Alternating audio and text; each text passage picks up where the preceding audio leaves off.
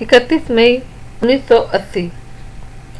फिरोज की अचानक आमद पर मैं हैरान रह गया। वो 2 हफ्ते का कहकर गया था, वह मुश्किल 1 हफ्ता रहकर वापस लौट आया। इसका मुतफक्कर रवैया और खोजती हुई आंखें मुझे मुतवज्जा कर गईं। फिर इसने खुद ही जिक्र छेड़ा, लाला मैं क्या सुन रहा हूँ, तुम और लड़की। मैं चौंका, तुम्हारा मतलब है मोमना? हाँ वही, मुझे सवात तक इत्तला मिल गई थी। मुझे यकीन भी नहीं आ रहा था कि तुम्हारा नाम किसी लड़की, और वो भी किसी पहाड़ी लड़की के साथ लिया जा सकता है। बहुत कम अरसे में काफ़ी जान चुका हूँ तुम्हें, और मुझे यकीन है तुमने यूं ही दिन पर रंगीन करने के लिए ये खेल शुरू नहीं किया होगा। ये तुम्हारी फितरत में नहीं है। और दूसरी सूरत में, यानी अगर मामला सीरियस है तो फिर तक मैंने कभी सोचा भी ना था। फिर ये कि आगे के बारे में क्या सोचा है। मैंने ईरान चाचा से तुम्हारी मालूमात नहीं है इनके बारे में। अगर चाहे वो वादी के मजहब के ताल्लुक नहीं रखती, लेकिन तमाम लोग इसकी बेहद इज्जत और तकरीम करते हैं। इसके वालिद के इन लोगों के पर काफ़ी एहसानात हैं, और वो एहसान फरामोश लोग हरगिज़ नहीं, इसलिए किसी कीमती अमानत की तरह उसे संभाल कर रखते हैं।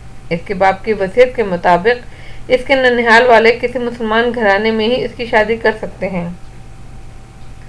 लेकिन मसला यह है कि बस्ती वाले और यहाँ के कस्बे के लोग भी कम ही यकीन करते हैं कि वो मुसलमान है। काफिर कबीले के दरमियान परवरिश पाने की वजह से इस पर काफिर होने का लेबल लग चुका है। ऐसे में तुम्हारा सहारा देना इन लोगों के लिए किसी नेमत से कम नहीं होगा। मुश्किल अगर कोई पेश आई तो वो यकीनन तुम्हारी तरफ से होगी। पता नहीं तुम इतना बोल्ड स्टेप लेने की जुर्रत कर पाते हो या नहीं, और अगर कर भी लेते हो तो पता नहीं कि तुम्हारे ख़ानदान वाले इसे कबूल करेंगे या नहीं। कबूल करना है या नहीं ये बात की बात है। पहले तुम फैसला करो कि तुम्हें करना क्या है, तुम किस हद तक इन्वॉल्व हो। अगर ये महज वक्ती जज्बा है और तुम खुद में इसकी खातिर सारे ख़ानदान से टक्कर लेने की हिम्मत नहीं पाते, तो मेरा मुखलसाना मशवरा है इस तमाम किस्से को यहीं दफन कर दो और मेरे साथ वापस चलने की तैयारी करो, क्योंकि ईरान चाचा को इनके कबीले के बड़ों ने मेरे पास भेजा था और इस अल्टीमेटम के साथ कि इज्जत के साथ लड़की रुख्सत करवानी है तो बाकायदा इसके मामू के पास रिश्ता भेजा जाए, वरना सारी मेहमान नवाजी खुश अखलाकी एक तरफ।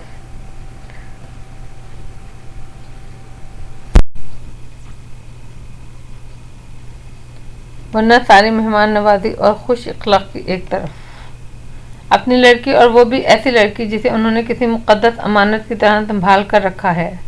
इसके साथ कोई खेल खेलने की इजाज़त वो नहीं दे सकते। इसकी तवील तकरीर के अख्ताम पर मैंने लंबा सांस खींचकर सबसे पहले अपने तने हुए असाब ढीले छोड़ दिए। बहुत बहुत शुक्रिया। किस बात का? खबरदार करने का। वो मेरे रद्द अमल पर हैरान था। नहीं, मेरे जज्बों को एक वादा सूरत देने का, मेरे कदमों को एक सही सिमत मोड़ने का, और ये जो कई दिन से एक बेनाम सी उलझन थी मेरे दिल में कि अब क्या होगा, क्या करूँगा मैं, कैसे वापस जाऊँगा, कैसे रह सकूँगा इसके बगैर, इस उलझन का हल मेरे सामने पेश करने का। बहुत बहुत शुक्रिया। मैं खुल कर हंसा। हाउ स्टूपिड, कितना अहमक हूँ मैं, इतनी सी बात नहीं समझ में आई। वाकई गैर। फिरोज ताजुब से बोला, फिर कहका मार कर हंसा। कमाल शहर यार, तू भी दरियाब। अब राह सुझाई दे ही गई है तो मेरा ख्याल है देर नहीं करना चाहिए। क्या कल ही चलें बात करने? मैंने बेचैनी से खड़े होकर कहा, जैसे अगले कदम पर ही तो कल है। वो कुछ संजीदा हो गया। मेरा मशवरा है पहले इसे अपने बुजुर्गों से बात कर लो, शायद उन्हें कोई एतराज़ हो। शायद नहीं, यकीनन वो कभी नहीं मानेंगे। कोई फ़ायदा नहीं बात करने का। फिर भी बेशक तुम अपने फैसले पर कायम रहो, अपनी मर्जी से हर काम करो, लेकिन रस्मी तौर पर ही सही तुम्हें इनसे बात तो करनी ही चाहिए। ये उम्र भर की बात है। ना तो तुम हमेशा के लिए ख़ानदान से कट कर रह सकते हो, ना ही बीवी को पोशीदा रख सकते हो। अगर तुमने इनसे छुपाने की कोशिश की तो गलत हो जाएगा। मैं छुपाकर शादी कर रहा हूँ, छुपा के बीवी को रखूँगा नहीं। हाँ, मैं फ़िलहाल इन्हें इत्तला दिए बगैर इनकी गैर मौजूदगी में शादी करके रहूँगा। रस्मी तौर पर ही इनसे ज़्यादा तलब करने का मतलब है इन्हें अलर्ट कर देना। जब इनके इनकार के बाद भी मैंने अपनी मर्जी से ही शादी करनी है तो फिर अभी क्यों नहीं? कम अज़ कम अभी किसी की दखल अंदाजी का अंदेशा तो नहीं। लेकिन अगर बाचाजान और बड़े लाला को भनक भी पड़ गई तो वो हर मुमकिन कोशिश करेंगे مجھے اپنے فیصلے اور ارادے سے باز رکھنے کی۔ اور پھر بی بی جان، تم جانتے ہو یہ خونی رشتوں کی ایموشنل بلیک میلنگ۔ میں بغیر کسی ذہنی دباؤ اور پریشانی کے اپنی زندگی کا یہ سنہرا دور شروع کرنا چاہتا ہوں۔ بات کی بعد میں دیکھی جائے گی۔ کیا تم میری مدد کرو گے؟ میں نے اچھی طرح اپنا نقطہ نظر اس پر واضح کرنے کے بعد اس کا تعاون طلب کیا، اور جواباً اس نے پوری گرم جوشی کے ساتھ مجھے وسیع تر بازوؤں میں بھینچ لیا۔ 1 جون 1980۔ مومنا کا طرز عمل میرے لیے ناقابل فہم ہے۔ میں تو سمجھ رہا تھا وہ میری بات سن کر کھل جائے گی، اس کی آنکھوں میں تیرتے خوف کے سائے ناپید ہو جائیں گے، اور دل میں اپنے بے یقین مستقبل کے بارے میں جو بسے ہوئے سوال تھے وہ حل ہو جائیں گے۔ لیکن میری بات سن کر اس کی آنکھوں میں خوف کے سائے اور واضح ہو گئے۔ وہ یوں بدک کر اچھلی جیسے میں نے اسے شادی کی پیشکش نہ کی ہو، بلکہ آگ کے دریا میں کودنے کے لیے کہا ہو۔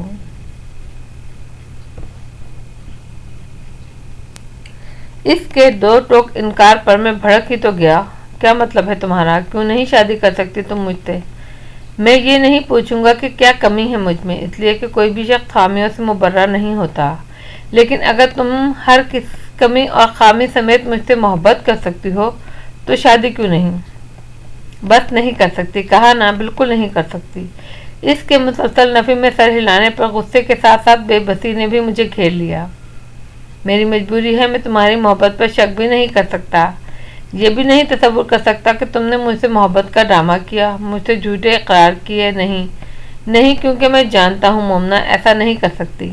یہ چہرہ کسی کو دھوکہ نہیں دے سکتا، یہ آنکھیں کوئی جھوٹ نہیں بول سکتی۔ اس لمحے شدت سے میرے دل میں خواہش ابھری کہ میں اس کا چہرہ دونوں ہاتھوں میں تھام کر اسے اپنی آنکھوں میں جھانکنے پر مجبور کروں، لیکن میں نے خود پر قابو پایا اور دو زانوں اس کے روبرو بیٹھ کر عاجزی سے کہنے لگا، مومنا، خدا کے لیے کچھ سوچو، وہ کیا وجہ ہے، کون سی مجبوری ہے جو تمہیں اس شادی سے انکار پر اکسا رہی ہے؟ میرے بار بار کے اصرار پر وہ اپنے اندیشوں کو زبان دینے پر تیار ہو ہی گئی۔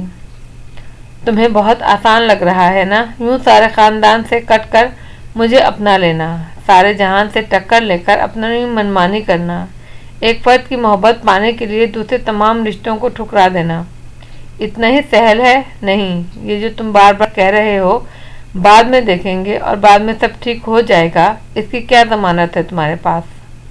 ہو سکتا ہے تمہارے پاس کچھ بھی نہ بچے، نہ ماں، نہ باپ، نہ بہن بھائی، نہ خاندان، نہ جائیداد، اور تم تو رہو گی نا؟ فرض کرو میں بھی نہ رہوں تو؟ ابا نے بھی اماں کے بھروسے سب کو چھوڑا، لیکن اماں کو تو زندگی نے بس 6 سال کی مہلت دی۔ اس کے بعد کیا رہا میرے ابا کے پاس؟ میری صورت میں ایک مستقل ذمہ داری، اور بس۔ میں نہیں چاہتی کل کو پھر سے تم اور میں اسی عذاب سے گزریں، اپنوں کی بے اعتنائی کا کرب سہیں۔ ماں کے پاس تو پھر بھی اس کے تمام رشتے موجود تھے، میرا دامن تو خالی ہے۔ میں خود تہی دامن تمہیں کیا دے سکوں گی؟ مجھے صرف تم چاہیے ہو مومنا، صرف تم، اور تمہارے لیے میں کوئی بھی نقصان اٹھانے کو تیار ہوں۔ تمہارے ساتھ میری زندگی کے لیے اتنی بڑی آسائش ہے کہ اس کے بعد مجھے کوئی خسارہ نہیں لگے گا۔ اور میرے بارے میں کیا سوچا ہے تم نے؟ میں کتنے خسارے میں رہوں گی؟ کل بھی تہی دامن، آج بھی، اور آنے والے کل میں بھی۔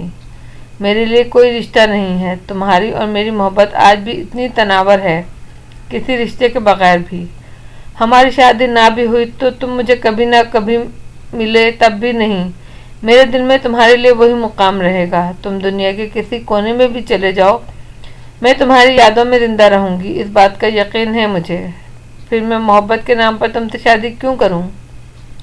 اگر مجھے کسی سے محبت کرنا ہوگی تو وہ ایسا شخص ہوگا جو مجھے ایک ہی رشتے سے متعارف نہیں کرائے گا، جو مجھے کسی کی بہو، کسی کی بھابھی اور کسی کی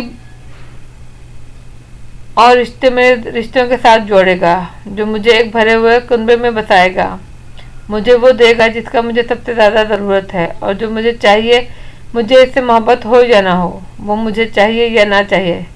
اگر شادی صرف ایک ہی بار ہوتی ہے تو میں اسی سے کروں گی، ورنہ بے نام و نشان تو میں یہاں بھی ہوں، تمہارے ساتھ رہ کر بھی بے صاحبہ ہی رہوں گی۔ تو پھر میں تم سے عہد کرتا ہوں کہ مومنا علی، ایک خٹک مرد تم سے وعدہ کرتا ہے، تم پوری آن بان اور وقار کے ساتھ اس کے گھر جاؤ گی، چاہے اس کے لیے مجھے کچھ بھی کرنا پڑے۔ تم مجھے آن بان اور وقار کے ساتھ وہاں لے تو جاؤ گے، لیکن سب کو مجبور تو نہیں کر سکو گے کہ وہ میرے وقار کا احترام کریں۔ نہیں خان، زبردستی تم مجھے ان کے سروں پر تھوپ کر اور وہ بھی بے توقیر کر دو گے۔ میں سب سہ سکتی ہوں، اپنی بےعزتی اور تذلیل نہیں۔ اس کے لہجے میں سختی محسوس کر کے میں چپ کر گیا۔ کہتا بھی تو کیا، میں ہر طرح کے بلند و باغ دعوے کر سکتا ہوں اور شاید ان پر عمل بھی، لیکن کیا میں واقعی باچا جان کی نظروں میں اسے بہو کی حیثیت دلا سکتا ہوں؟ کیا اپنے خاندان والوں کو مجبور کر سکتا ہوں کہ اسے خٹک فیملی کے باعزت فرد کی طرح محترم اور عزیز جانے؟ ایک لمبی جنگ لڑنے کے بعد شاید میرے ماں باپ میری محبت کے ہاتھوں مجبور ہو کر اس شادی کو تسلیم کر لیں، مومنہ کو خٹک ہاؤس میں قدم رکھنے کی اجازت بھی مل جائے، لیکن وہ اتنے وسیع القلب ہرگز نہیں ہو سکتے کہ ایک کم نسب کم حیثیت لڑکی کو گھر کے ساتھ ساتھ دل میں بھی جگہ دے دیں۔ مجھے چپ ہی رہنا تھا۔ میں ایسا کوئی وعدہ نہیں کرنا چاہتا تھا جسے پورا کرنا میرے اختیار میں نہ ہو۔ 2 جون 1980۔ اس اذیتناک رات کی تمام تر صفاقی میرے چہرے پر رقم تھی۔ رجگی اور تذبذب کے خون آشام سائے آنکھوں سے حویدہ تھے۔ پلک جھپکتے میں سینکڑوں کانٹے چپ جاتے۔ میری حالت دیکھ کر فیروز بے چین ہو گیا۔ اس کے پرخلوص استفسار پر میں نے اپنا مسئلہ بیان کر دیا، وہی اپنے ارادے کی پختگی اور مومنہ کے انکار کے پس منظر میں موجود تمام تر اندیشے۔ فیروز، وہ ایک بار میرے ساتھ دینے پر تیار ہو جائے تو میں ہر مرحلہ خود بخود آسان کر لوں گا۔ میں ایک دم سے اسے لے جا کر باچا جان کے سامنے نہیں کھڑا کر سکتا، نہ ہی وہ اس طرح اسے قبول کریں گے۔ وہ کم از کم مجھے اتنی مہلت تو دے کہ میں اپنا نام اس کے نام کے ساتھ لگا سکوں۔ مجھے اس کی ہمراہی کا اعتبار آ جائے تو میں تمام دنیا کا سامنا کر لوں گا، بس ایک بار وہ میری مان لے۔ میں بے بسی سے نڈھال تھا، اس کا اچانک اٹھ کے جانا بھی محسوس نہ کر سکا۔ چند گھنٹوں بعد جب وہ واپس آیا تو چہرہ خوشی سے گلنار تھا اور اجلت و بیتابی اس کی ہر حرکت سے آیا تھی۔ اٹھو خان خانہ، اٹھو اٹھو، آؤ تمہیں بنائے سوارے، جلدی کرو، کام زیادہ اور وقت کم ہے۔ پہلے تو یہ لٹکا ہوا چہرہ اصل حالت میں واپس لاؤ اور پھر انجینئر خان سے حجامت وغیرہ بنواؤ، کچھ شکل پہ رونق لاؤ۔ میرے یار کی بارات نکلنی ہے آج۔ اس کی بے ربط گفتگو میری سمجھ سے باہر تھی۔ کیا کہہ رہے ہو؟ کس کی بارات؟ کون سا یار؟ وہ میرے پاس ہی بیٹھ گیا۔ میں گیا تھا مومنہ کے پاس، کچھ باتیں بھی اس کی سچی تھی، اس کے اپنے اندیشے، اپنی فکریں تھیں۔ وہ بڑی ہی خوددار اور ناموس والی لڑکی ہے۔ ایک پختون دادے کو اور کیا چاہیے؟ ایسی شیری کے ہاتھ جو آن بان اور شان میں اصلی ہو۔ وہ نہ جانے اور کتنی دیر مومنہ کے قصیدے پڑھتا کہ میں نے ٹوک دیا۔ تمہاری بات کیا ہوئی اس سے، مجھے یہ بتاؤ۔ قصہ مختصر یہ کہ وہ تم سے شادی پر تیار ہے۔ اس نے بالکل ہی حتمی بات کہہ دی، جبکہ میں اس تفصیل کو جاننے پر بےتاب تھا۔ اوہ، مگر یہ ہوا کیسے؟ تم نے کیا کہا اس سے؟ اسے اعتماد دیا ہے جسے اس کی ذات نہ آشنا تھی، اسے وہ رشتہ دیا ہے جس کے سہارے وہ اپنے قدم مضبوطی سے جما سکتی ہے۔ یار، عورت بڑی عجیب چیز ہے، محبت کے بارے میں بڑی حرص ہے اس کے اندر، چاہتی ہے ہر رشتہ ہر حوالے سے چاہی جائے، اور پھر مومنہ جیسی عورت جس سے قدرت نے ہر رشتہ چھین لیا تھا، اس کے اندر تو یہ طلب اور بھڑکی ہوئی ہوتی ہے۔ میں اس سے تیرا یار بن کر ملنے گیا تھا، لیکن اسے بہن بنا کر آ رہا ہوں، اور پھر وہ اپنی ذات اور تقدس کے حوالے سے بے حد حساس ہے۔ بڑے بڑے خراب حالات اور نامسد ماحول میں بھی اس نے خود کو سنبھال کر رکھا ہے۔ اپنی پاکیزگی، اپنے ایمان پر غرور کی حد تک ناز ہے اسے۔ وہ نہیں چاہتی کوئی بھی اسے یا اس کے کردار کو نشانہ بنائے، جبکہ تمہاری اپنی پسند کی شادی کر لینے کی صورت میں کم از کم تمہارے گھر والوں سے اسے طعنہ سننے کو ملے گا۔ اس کا حل بھی میں نے یہی نکالا ہے کہ اس کا حل بھی میں نے سوچ لیا ہے۔ تمہارا نکاح ابھی اسی وقت قصبے کی مسجد میں ہوگا۔ صبح ہم سب سعید الشریف روانہ ہوں گے اور میری حویلی سے مومنہ رخصت ہوگی۔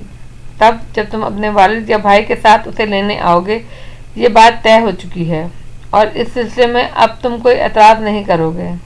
لیکن تم نے یہ فیصلہ صرف اور صرف اپنی بہن کو یہ یقین دلانے کے لیے کہ اس کا کردار اور مقام پر کوئی حرف نہیں آئے گا، اپنے یار کو اس کی تمام خوشیاں دلانے کے لیے مجھے یہ فیصلہ کرنا پڑا۔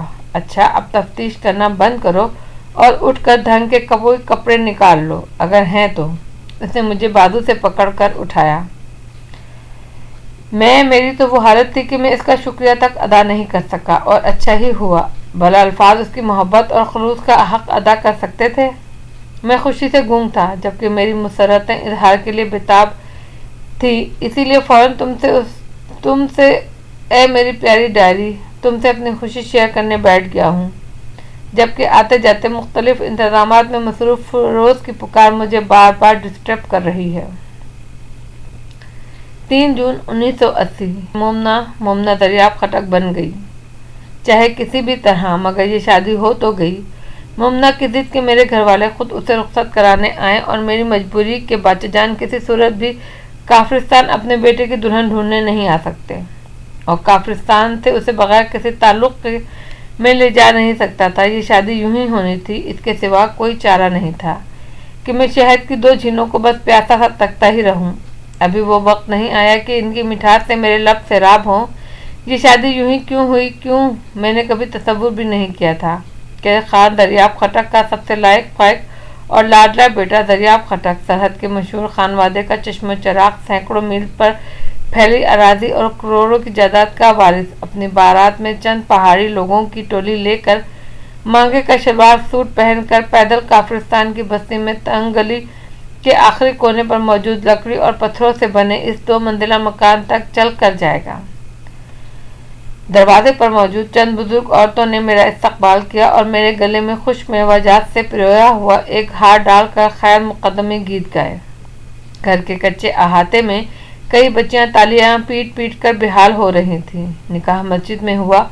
मोमना के मामू और खाला चौंके मस्जिद तक नहीं आ सकते थे, इसलिए उनकी खुशी के लिए मैंने खुद चलकर यहाँ तक आना पसंद किया, ताकि वो अपने रसूमात और कवायद के मुताबिक इसे रुखसत करें।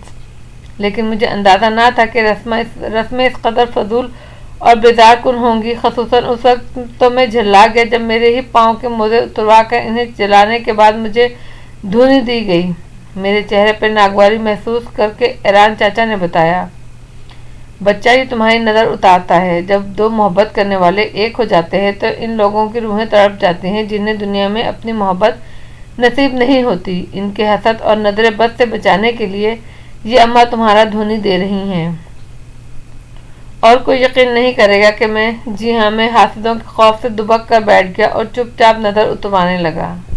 कौन कहता है मोहब्बत दलेर होती है? जी नहीं, मोहब्बत तो बुज़िल होती है, ज़रा से ख़तरे को महसूस करके सहम जाती है। खान दरियाब खटक, मोमना अली और फिरोज़ वर्दक, एक सीधी सादी कहानी के 3 आसान फहम से किरदार। फिर अभाम कहाँ है, उलझाव कहाँ से शुरू होता है? शायद तब जब बाचा जान को बाबा की इस जुर्रतमंदाना इक़दाम की खबर मिली होगी, या तब जब बाबा जान मम्मा को लेकर यहाँ आए होंगे। लेकिन तब उस वक्त फिरोज़ वर्दक का क्या किरदार रह जाता होगा इस सारी कहानी में? क्यों उनका नाम अब भी बाबा जान के हवाले से इस कदर खौफ और हिरास के साथ लिया जा रहा है? क्यों, आखिर क्यों?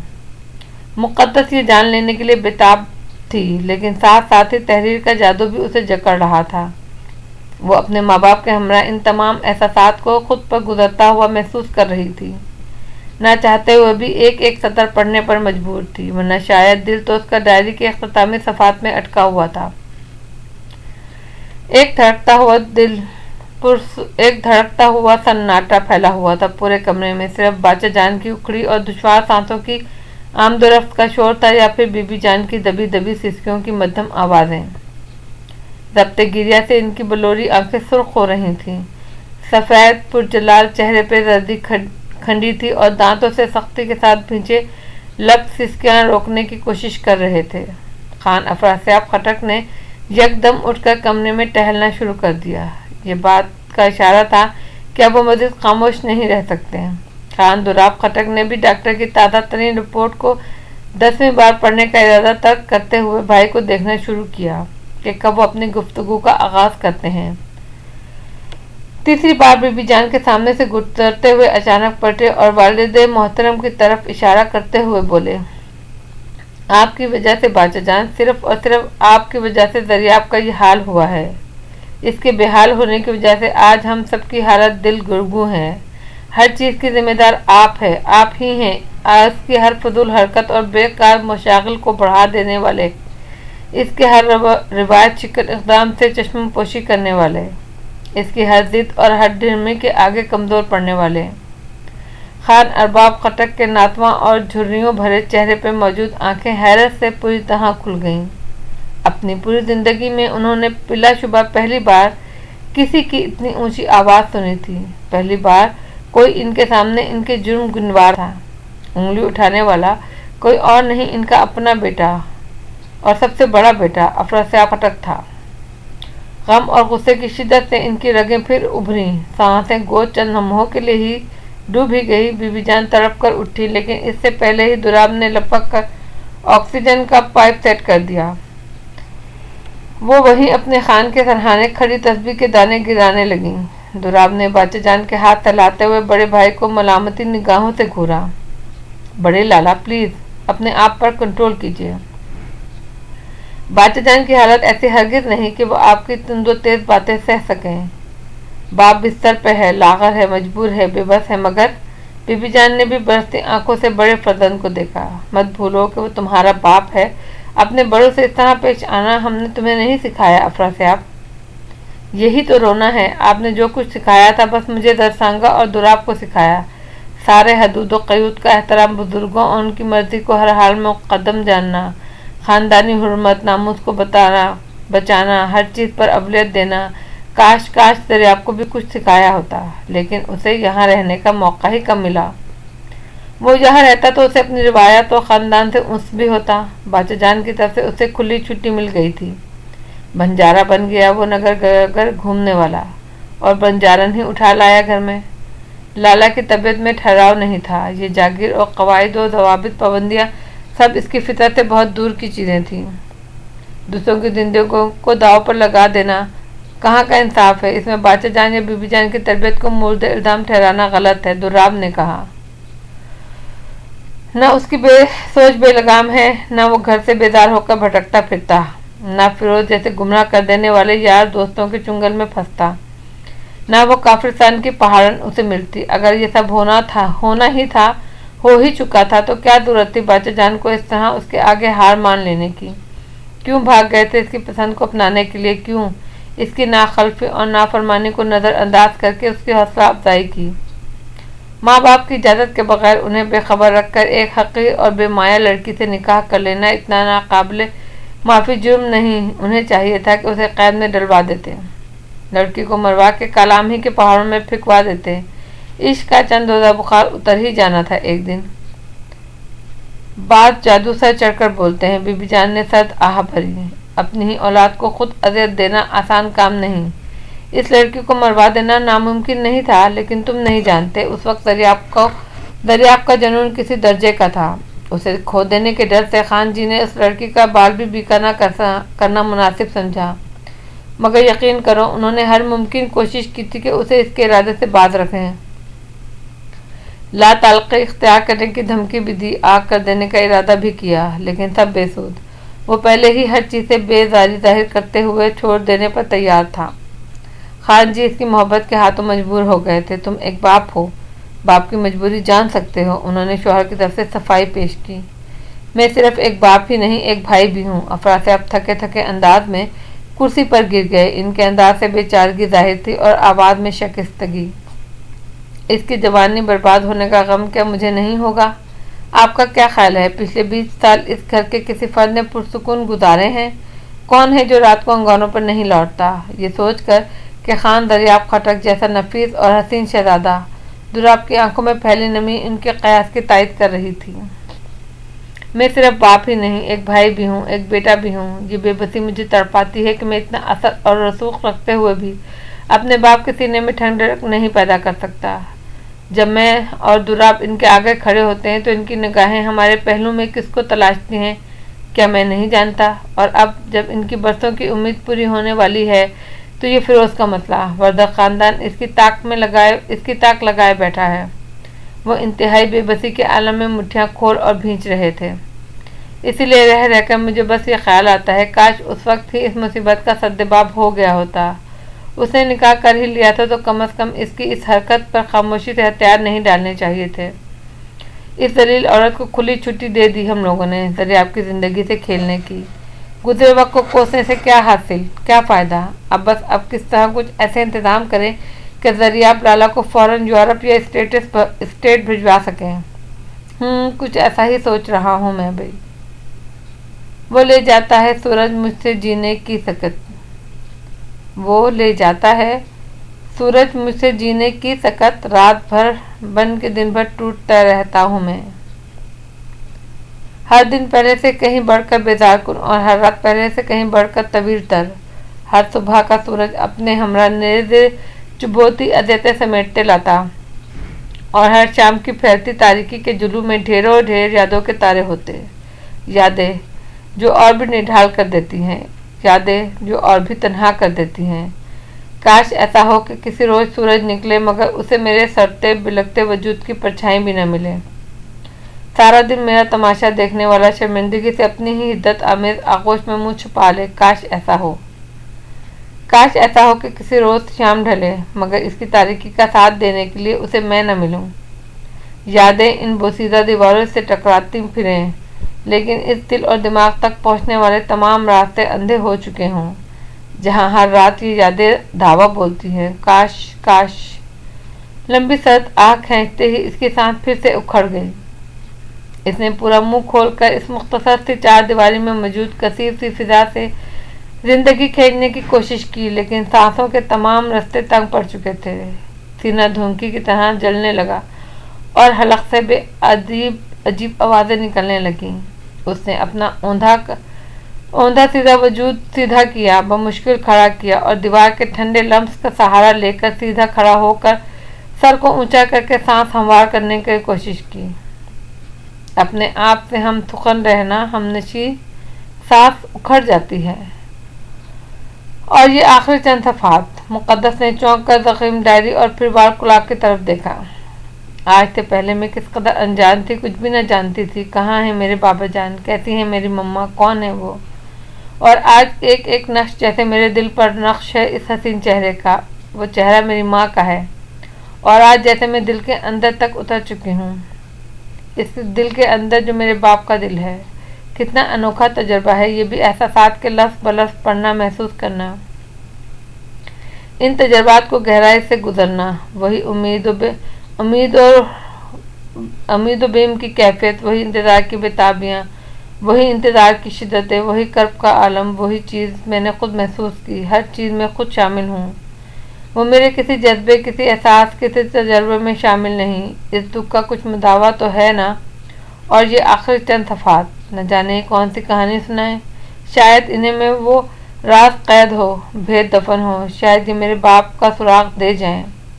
इसने एक उम्मीद के सहारे थकी हुई आंखों को फिर से पढ़ने पर आमादा किया।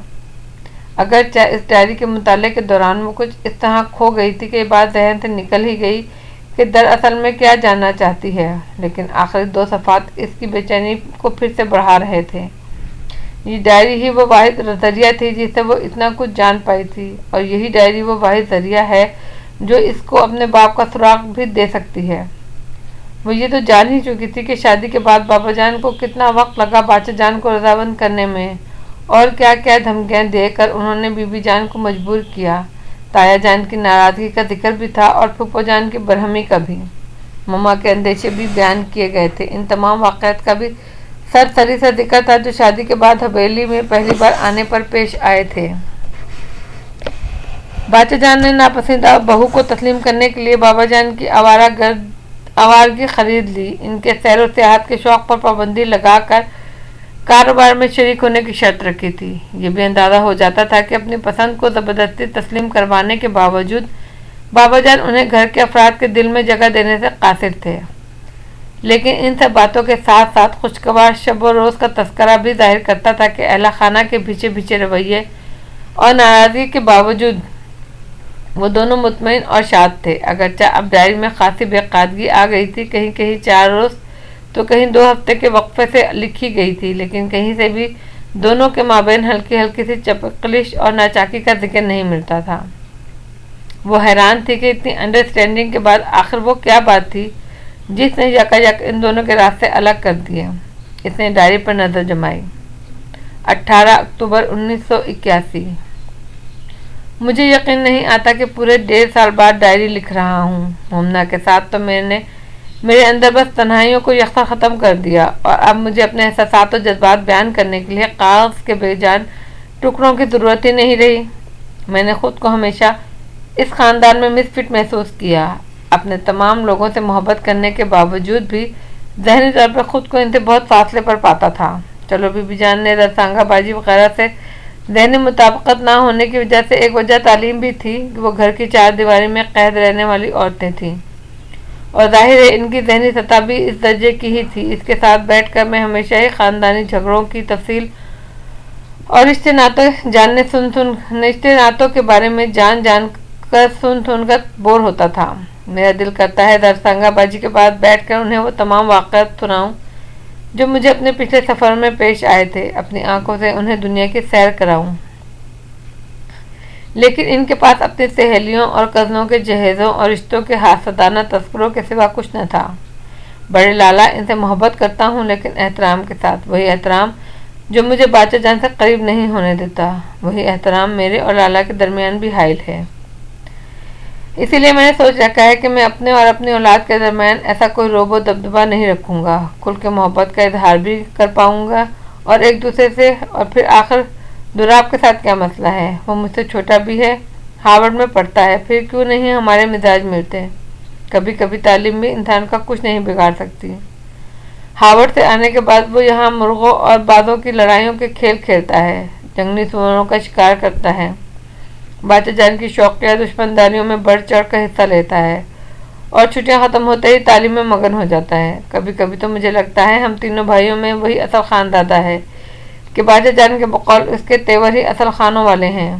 अगर चाहे हर वक्त बंदूक उठाए रखना, संगलाख पहाड़ों पर खाक उड़ाते फिरना और पुरहैबत जंगलों में वाहियात किस्म के जानवर शिकार करते फिरना खान होने की शान है, तो मैं बात आया ऐसी सरदारी से। मुझे तो शुरू ही से रंग, खुशबू और फिजाई ट्रैक करती है। जहाँ जहाँ रंग नज़र आए मैं चुराने लगता हूँ, जहाँ से खुशबू आए मैं उसके ताक़ुब में भागता हूँ। ऐसे में सिर्फ ये डायरी ही तो है जो मेरी हर तजर्बे में शरीक थी। फिर मोमना आई और मैं जो सोचे बैठा था कि ख़ानदान की किसी लड़की से शादी नहीं करूँगा, चाहे ज़िंदगी भर कंवारा ही क्यों ना रहना पड़ जाए, क्योंकि किसी मैट्रिक पास से मेरी ज़हनी मुताबिकत हरकत नहीं हो सकती थी। और लड़की भी वो जो पेशावर से आगे सिर्फ 4 सदा और 9 शहर तक गई हो, वो मेरे लगे वजूद का साथ कहाँ तक दे पाएगी। लेकिन मोमना, इसने मेरे सारे तजर्बे का साबित कर दिया। मैं जान गया कि ज़हनी मुताबिकत के लिए तालीमी सतह का यकसा होना ज़रूरी नहीं। वो लड़की जो मैट्रिक तो क्या 5 जमातें भी नहीं पढ़ी हुई थी, वो इस बैजवी वादी के चारों तरफ खड़े पहाड़ों से बाहर की दुनिया को बिल्कुल भी नहीं जानती थी। वो लड़की मेरी सबसे करीबी हस्ती बन गई। मैं उसे अपनी रूह के अंदर महसूस करने लगा, उसे अपने जहन में रोशन देखने लगा, उसके अंदर दिल धड़कता महसूस होने लगा। फिर कैसे मैं उसे खो देता। मुझे उसे पाना ही था, चाहे उसके लिए मुझे सब कुछ खोना पड़ता। मैंने खुद से वादा किया था, लेकिन शुक्र है मुझे कुछ खोना नहीं पड़ा। उसे इस हवेली में लाने के लिए कुछ मुश्किलात तो पेश आईं, लेकिन बहुत जल्द सब कुछ सही हो गया। अगर मैंने कुछ खोया तो महज अपनी आज़ादी। बाचा जान ने अपनी ख्वाहिश के बदले मेरी आज़ादी तलब की थी और तब मैंने सोचा था कि मैं बहुत ही बड़ी कीमत चुका रहा हूँ। अब सोचता हूँ तो हंसी आती है। काश बाचा जान आपने कुछ और मांगा होता। यह सहरा नवर्दी तो यूं भी ख़त्म होना ही थी। महीनों बाद जब घर लौटता तो बाचा जान के सीने से लग के ठंडक से उतर जाती थी। बीबी जान की ममता से भीगे बोसे पुरसुकून कर देते थे, लेकिन कुछ ऐसा ना था जो मुझे रुकने पर मजबूर करता। चंद ही दिनों बाद फिर से नए सफ़र पर जाने के लिए कमर कस लेता। अब एहसास होता है पाँव में बेड़ियाँ कैसे डालती हैं। मेरा सब कुछ तो यहाँ है, इस हवेली में। फिर समंदर पार क्या खोजने जाऊँ? शायद वही थी जिसकी तलाश ने मुझे दुनिया खंगालने पर उकसाया। और हाँ, एक और तोहफा मुक़द्दस। उसके आने के बाद तो अब कारोबार में भी दिल नहीं लगता। पहले ही खासी मुश्किल से दिल और दिमाग छुड़ा के घर से निकलना किस कदर दुश्वार लगता है, फिर भी निकलना तो पड़ेगा। सियासत में बुरी तरह मुश्किल हो जाने के बायस लाला का रुझान कारोबार की तरफ कम ही हो गया था और मेरे लिए दिलचस्पी लेने के लिए तो इसका अमल दखल बस बराए नाम ही रह गया है। बाजा जान का ब्लड प्रेशर भी बहुत हाई रहने लगा है। बाजा जान भी ज़रूरी समझते हैं कि अब मैं काम करूं, वरना एक बड़ी डील होने से रह जाएगी। मुमना की शादी के बाद पहली बार तन्हा छोड़ कर जा रहा हूँ। मैं उसे घर में तन्हा नहीं छोड़ना चाहता। मेरी सोच के बरक्स वो खासी पुरहिम्मत नज़र आ रही है और मुसलसल मुझे अपने फ़र्ज और जिम्मेदारियों का एहसास दिला रही है। कल ही मेरी फ़्लाइट है इस्लामाबाद की, वहाँ से मैं तकरीबन 20 रोज़ के लिए जापान रवाना हो जाऊँगा। डायरी ख़त्म हो चुकी थी और मुक़द्दस बुरी तरह उलझ गई। डायरी उठाने से कबल उसने समझा था कि शायद बाकी के राज भी खुल जाएंगे और उसे तसल्ली हो जाएगी, मगर ऐसा ना हुआ। तो क्या इसके जापान जाने के बाद कुछ हुआ था? क्या वाकई वो सब हुआ था जो बीबी जान और चची जान कहती हैं कि मम्मा ने बाबा की अदम मौजूदगी में किसी और से? नहीं, ऐसा कैसे हो सकता है?